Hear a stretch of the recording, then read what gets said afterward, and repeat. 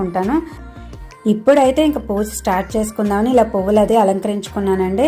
ఇలా చామంతి పూలు అయితే తెచ్చుకున్నాము, గులాబీ పూలు కూడా తెచ్చుకున్నాను. లోపల అయితే గులాబీ పూలు, ఇక్కడ చామంతి పూలు ఇలా అలంకరించుకుని ఇలా పెట్టుకున్నానండి. ఈరోజు సోమవారం, మన స్కంద షష్ఠి అంటారు కదా, అది కూడా ఈరోజే. ఈ మార్గళ నెలలో స్కంద షష్ఠి వస్తూ ఉంటుంది కదా, శివుడి యొక్క దివ్య తేజస్తో అయితే జన్మించడం జరిగింది అంటారు శరవణభవన్ని. ఓం శాం శరవణభవ అని అనుకుంటూ ఇప్పుడైతే ఈ కార్యక్రమం ముందుగా అయితే నేను తిరుపావై అది సేవించుకుని ఇలా పువ్వులు అది అలంకరించుకుని ఆండాల తల్లిని ఇలా అలంకరించుకున్నానండి. 2 చోట్ల కూడాను, ఇక్కడ పూజ గదిలో 2 కూడాను 2 రకాల పువ్వులతో ఇలా అలంకరించుకుని ఇంకా స్టార్ట్ చేసుకుందాం. పూజ అయితే స్టార్ట్ చేసుకుందాం. ప్రసాదాలు కూడా చేసుకోవాలి కదా, నేను పొంగల్ ఆల్రెడీ నేను కుక్కర్లో పెట్టేశానండి. ఇంకా ఈ పువ్వులు అయ్యి అలంకరణ అది చేసుకుంటూ మనం మురుగన్ని తలుచుకుంటూ ఉంటాం కదా. ఈరోజు వెట్రివేలు అంటూ ఉంటాము, మనకి వేల్మురుగా అంటూ ఉంటారు.